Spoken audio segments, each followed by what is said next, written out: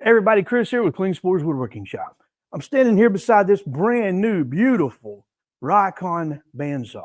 It's got a few upgrades. If you might be familiar with the 10-326, which is the industry standard, they've done a few things to make this even better. We're going to go over those today. You still get a lot of the same old good features you like the 1 3/4 horse motor, the 111-inch blade, 3/16 to 3/4 inch width capacity, and of course, this massive height and depth for the column. You get a lot of cool things. We're going to break it down for you and show you some of the upgrades that they've done on this new release. Some of the first things you might notice about this is this cool little raised area right here. I really like this. It's just a little bit distinctive, and it's just a little bit raised off instead of just a flat. And then you've got this nice polished Rikon name right here. You still have your preview window so you can kind of see what's going on with the blade. But when you pop that open, still got that nice spring-loaded door, so you got quick access. Just watch the return rate. You might get smacked.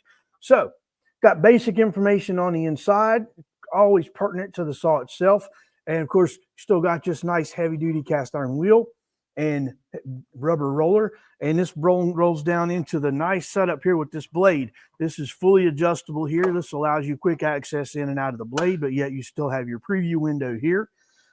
This does give you both inch and metric on the side here, so you know kind of at the depth in which you're adjusting this to. I'm going to roll this back up for now. Moving on down, you still have these really cool, fully adjustable, and I've got just messed that up right there, these fully adjustable toolless bearing rollers that are adjustable just like this. And the beauty of these is you can fine tune what you want, lock it in with a thumb screw. There's no tools needed. Okay. Now, if you needed tools, a lot of them are on the back. There's on back storage of those. And when we spin it around, we'll show you that. But the beauty of this bearing system is it's just really quick and easy to make a change, get it to where it needs to be when you're adjusting your bearings to the blade, lock that in, and then you do all your adjustment front to back from back here. So it's real easy to do everything right here on the fly as you go. I love how they've still integrated that in. Now, moving on down, you might notice something a little different. This top doesn't look like other tops. Well, it's because it's not. This is the new SP coating top, and it's got this special polymer that's applied to it, so it's not going to rust. It's not going to mess up. So if you've got, if you want to sit your glass of water on there, well, guess what? You're not going to come back and see rust stains all over the top. Now, I don't recommend it, but you could do it. The beauty of this is if you're a wood turner and you're cutting out bowl blanks in green wood, you no longer have to worry about the cast iron being an issue. Okay. You still got some of the other features like this little gadget right here that levels the top. Well, no longer does it have to have a chain because it's got a magnet and you can put that thing literally anywhere. So, beauty is you don't have to worry about holding on to it anymore because it's right there, always ready to go. So you get your tool leveler back, or your table leveler back in. You've got your full adjustment here on your fence. Now this is an upgrade, okay? One of the things they've done with this is they have now added a micro adjustment to this fence. How does that work, you might say? Well, first things first, you lock down this left knob, and that locks down this positioner here. Then you can rotate this one way or the other to achieve a very fine adjustment on the fence. When you get your fence adjusted the way you want it, you lock it down as well. Now your fence has been adjusted. So if you're doing this really intricate veneer and you need a certain thickness achieved, you can now achieve that with micro adjustments right here at the fence level. This is fully adjustable. So let's say you're doing something and you have to worry about the material and you need it to sort of fan away. You can actually adjust this on the fly, in or out, as needed. And it's real easy to still come back and get everything parallel with your miter slot. And once you get it just where you need it, you can lock that down. Now, just like in other cases with the other fence, this also has the ability, when you loosen this, to then become, well, get it over there, to fully adjust this front to back as needed, or taking it all the way off, taking off your Resaw guide and laying this flat. So if you are then cutting veneer to width, you can lay the veneer up here and it's much safer. It's not going to, you don't have to worry about it getting caught under the fence. So fully adjustable fence, fully adjustable setup on this. So if you're doing a lot of different stuff with a bandsaw, this is a very, very nice upgrade, especially with that micro adjustment. And then as we move on down, actually, while we're still here, let me just put this mobile base and spin this bad boy around one time.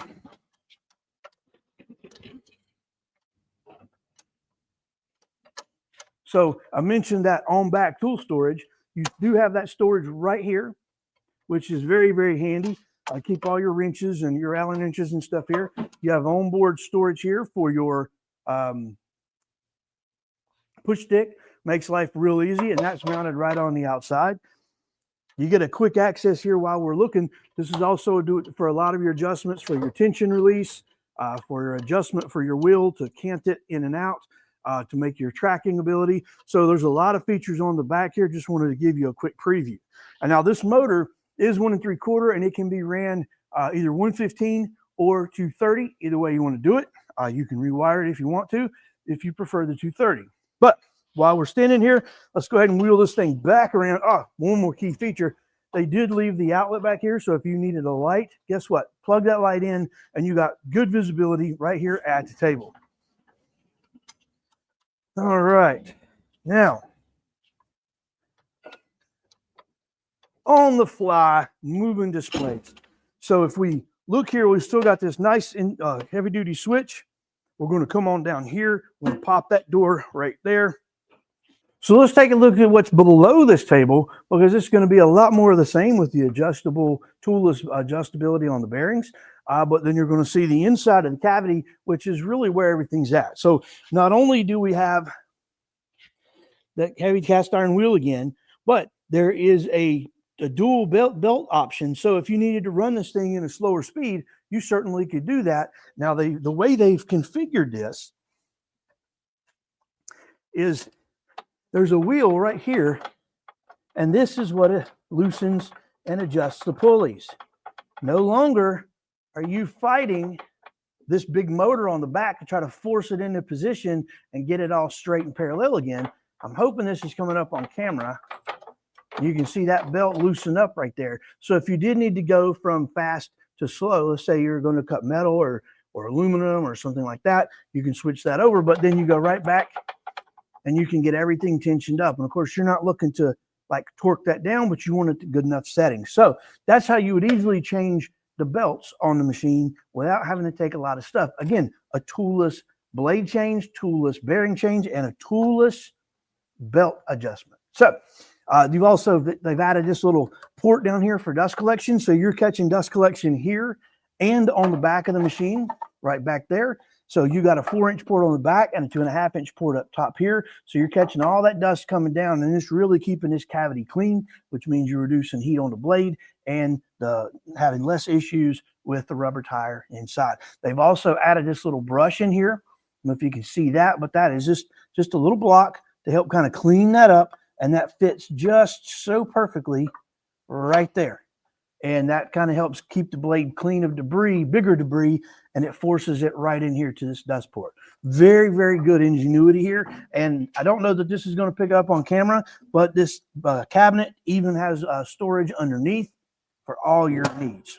Extra blades, tools, anything else you might need. Well, that's a quick overview of this Rikon 10-1414.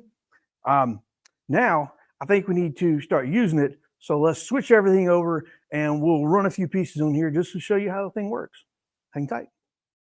Okay, so what good would a sort of a tool talk about discussion / review be if we didn't do some of the common actions that are performed on said bandsaw? Well, we know a lot of people buy the bandsaws in the wood turning world. So the first thing we're going to do is we're going to take this bowl blank here and we're going to put a round on it. I've already got it marked out with a sort of a circle. So let me put my safety glasses on, kick over the dust collection, aka shop vac, aka Festool dust extractor, and let's see what we can get. Making a few cuts. I'll go ahead and lay this down now while I'm here on this side of the table, and I'll go ahead and adjust this down to just above the thickness of my aka bowl blank. Come over here and let's get started. Oh man, just feel that vortex of power. It does. Now let's make some cuts.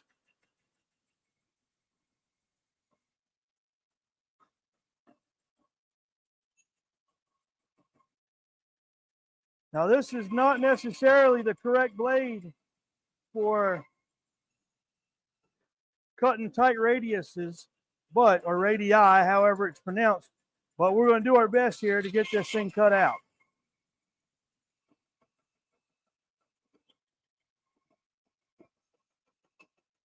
This is a very wide blade.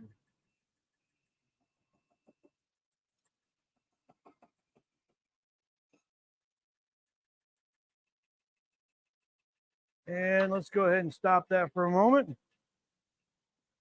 Okay, get the little chips and pieces out of there. All right, let's continue on.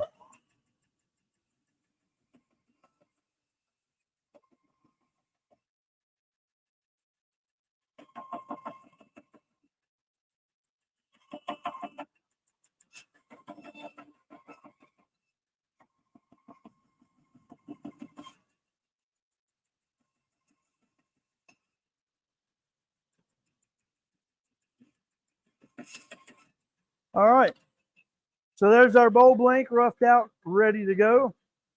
Okay, so let's kind of cover a couple of the options. We did the little bowl blank. Now let's take a look at what it would be like if you're trying to cut off veneer. Well, let's say you're dealing with a piece of wood that's a little not so flat, and you have it running through a joiner. You definitely have it running through a planer.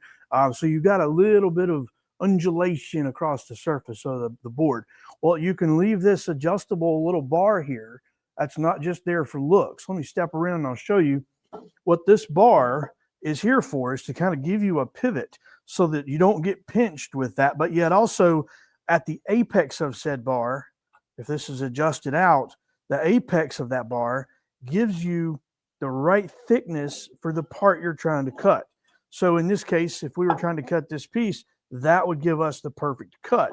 Now, that also allows me to sort of waggle the tail of the board as I'm feeding it in and out. So if you have a straight line across the surface and you're trying to just make an initial cut to get a straight line, this allows you to stay right on that line to get as straight a cut as possible, so that then you can flip that face around and put it up against the fence for cutting off veneers and things like that. So if this board was wobbly or the surface had highs and lows, use that to get a straight cut. Then you can remove this bar from the equation. Maybe.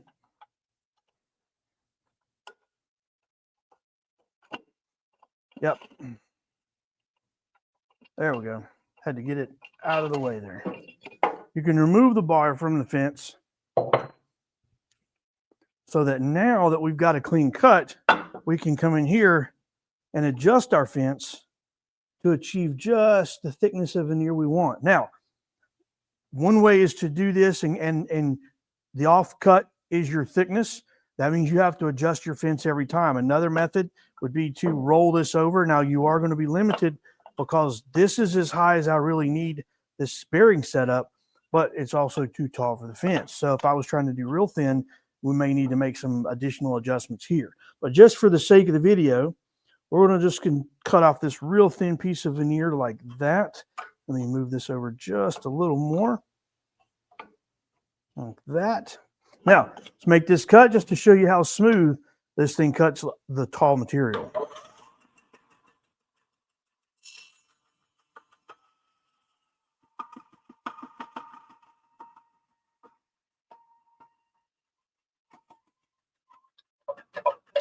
And I'm going to reach over here and grab the push stick for safety.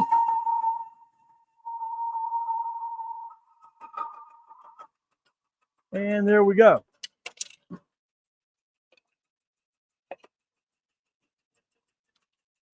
Nice clean piece of, not necessarily veneer, but we've got our initial cut. So now we could set this up and make as many cuts as we wanted, as thin or thick as we wanted.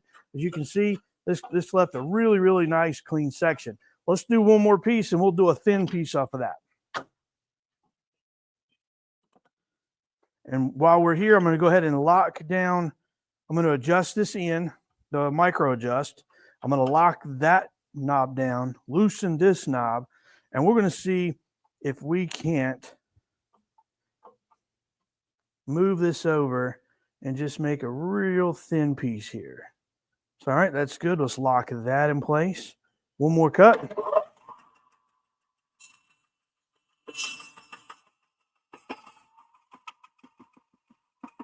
And you want to go nice and slow. You want to let the blade do the job. You're not trying to force it. You don't want any drift, or as minimal as possible.